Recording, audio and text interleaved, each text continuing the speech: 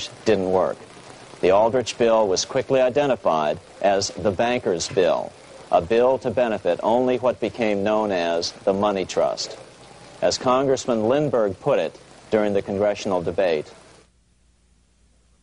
the Aldrich plan is the Wall Street plan. It means another panic, if necessary, to intimidate the people. Aldrich, paid by the government to represent the people, proposes a plan for the trusts instead. Seeing they didn't have the votes to win in Congress, the Republican leadership never brought the Aldrich bill to a vote. The bankers quietly decided to move to track 2, the Democratic alternative. They began financing Woodrow Wilson as the Democratic nominee. As respected historian James Perloff put it, Wall Street financier Bernard Baruch was put in charge of Wilson's education. Baruch brought Wilson to the Democratic Party headquarters in New York in 1912, leading him like one would a poodle on a string.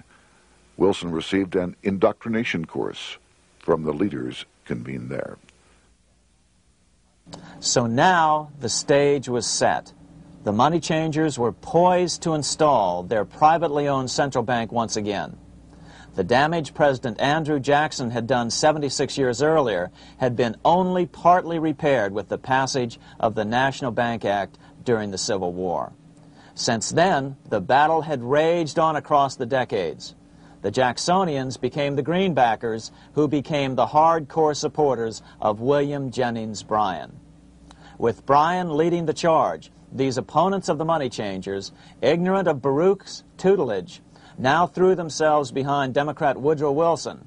They and Bryan would soon be betrayed.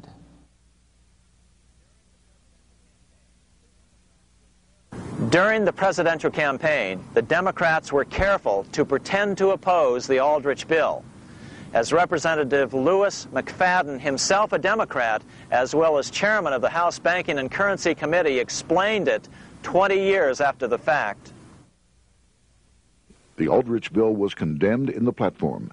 When Woodrow Wilson was nominated, the men who ruled the Democratic Party promised the people that if they were returned to power, there would be no central bank established here while they held the reins of government.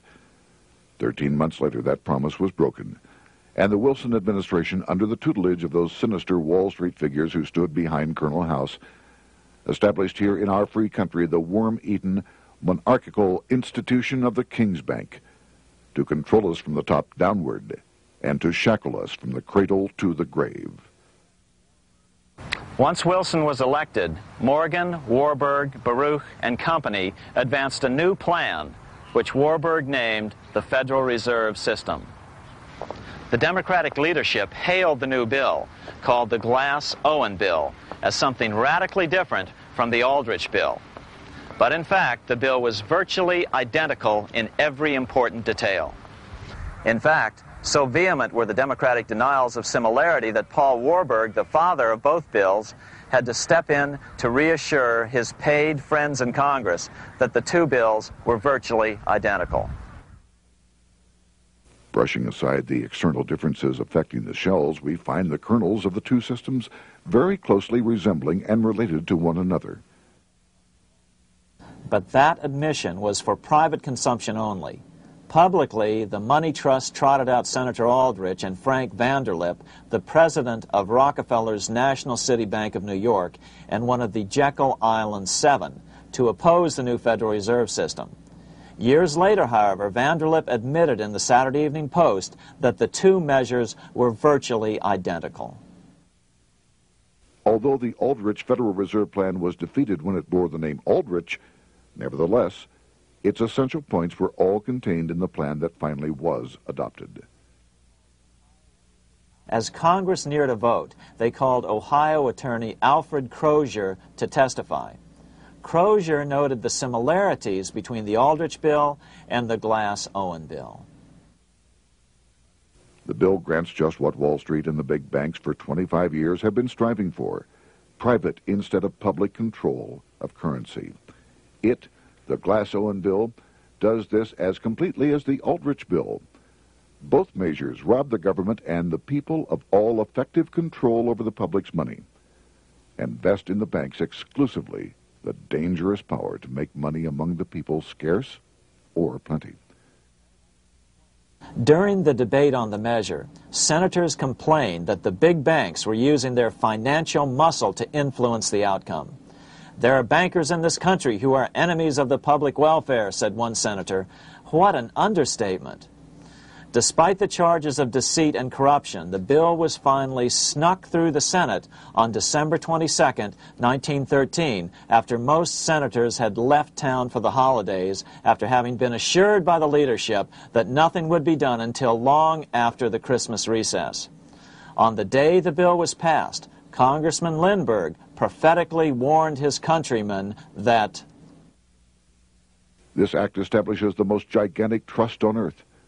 When the President signs this bill, the invisible government by the monetary power will be legalized. The people may not know it immediately, but the day of reckoning is only a few years removed. The worst legislative crime of the ages is perpetrated by this banking bill. On top of all this, only weeks earlier, Congress had finally passed a bill legalizing income tax. Why was the income tax law important? Because bankers finally had in place a system which would run up a virtually unlimited federal debt. How would the interest on this debt be repaid? Never mind the principal. Remember, a privately owned central bank creates the principal out of nothing. The federal government was small then. Up to then, it had subsisted merely on tariffs and excise taxes. No, just as with the Bank of England, the interest payments had to be guaranteed by direct taxation of the people. The money changers knew that if they had to rely on contributions from the states, eventually the individual state legislatures would revolt and either refuse to pay the interest on their own money or at least bring political pressure to bear to keep the debt small. It is interesting to note that in 1895, the Supreme Court had found a similar income tax law to be unconstitutional. The Supreme Court even found a corporate income tax law unconstitutional in 1909. As a result, Senator Aldrich hustled a bill for a constitutional amendment allowing income tax through the Congress. The proposed 16th Amendment to the Constitution was then sent to the state legislatures for approval. But some critics claim that the 16th Amendment was never ratified by the necessary 3/4 of the states. In other words, the 16th Amendment may not be legal. But the money changers were in no mood to debate the fine points. By October of 1913, Senator Aldrich had hustled the income tax bill through Congress. Without the power to tax the people directly and bypass the states, the Federal Reserve Bill would be far less useful to those who wanted to drive America deeply into their debt. A year after the passage of the Federal Reserve Bill, Congressman Lindbergh explained how the Fed created what we have come to call the business cycle and how they use it to their advantage.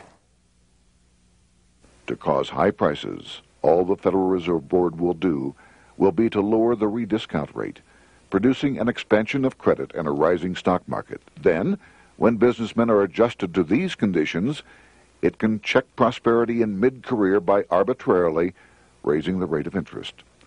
It can cause the pendulum of a rising and falling market to swing gently back and forth by slight changes in the discount rate, or cause violent fluctuations by a greater rate variation.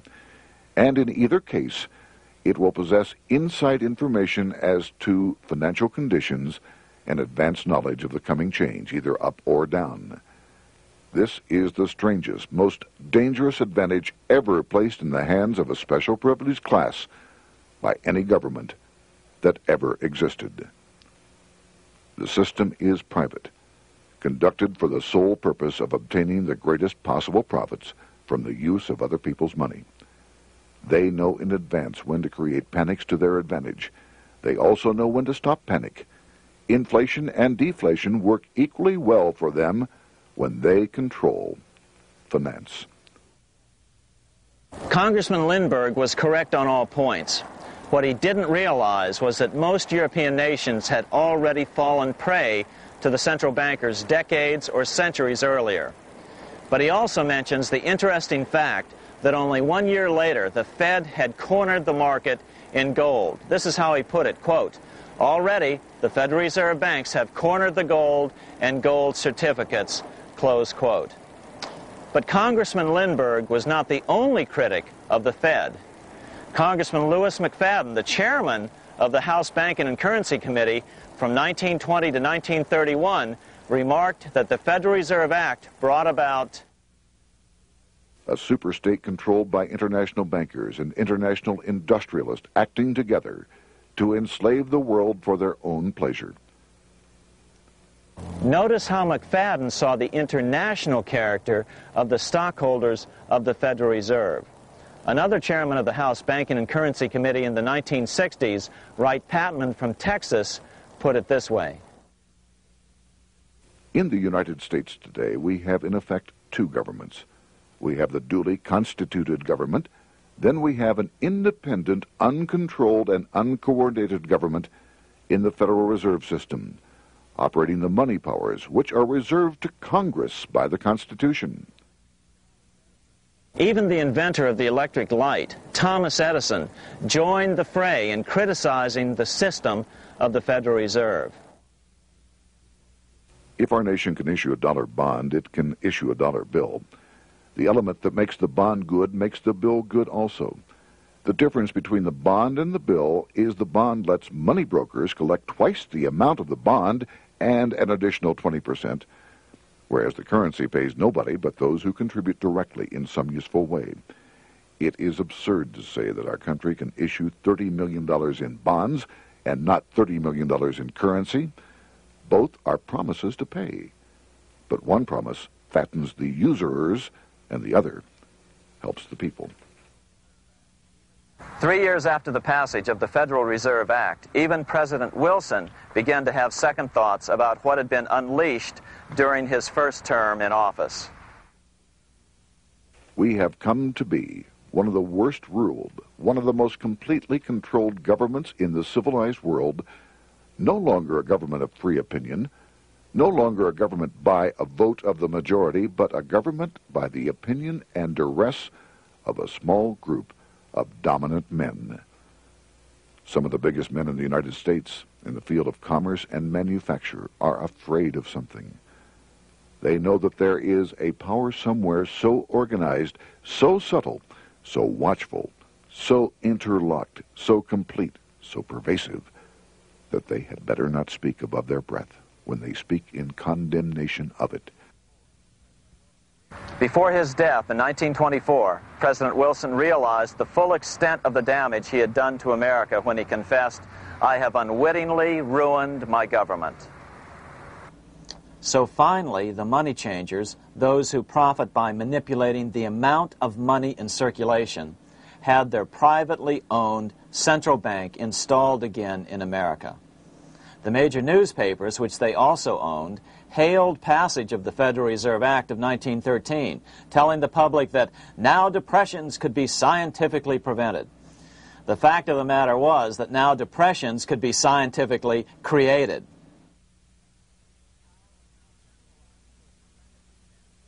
Power was now centralized to a tremendous extent. Now it was time for a war, a really big war. In fact, the First World War. Of course, to the central bankers, the political issues of war don't matter nearly as much as the profit potential, and nothing creates debts like warfare. England was the best example at that time. During the 119-year period between the founding of the Bank of England and Napoleon's defeat at Waterloo, England had been at war for 56 years, and much of the remaining time she'd been preparing for war. In World War I, the German Rothschilds loaned money to the Germans, the British Rothschilds loaned money to the British, and the French Rothschilds loaned money to the French. In America, J.P. Morgan was the sales agent for war materials to both the British and the French.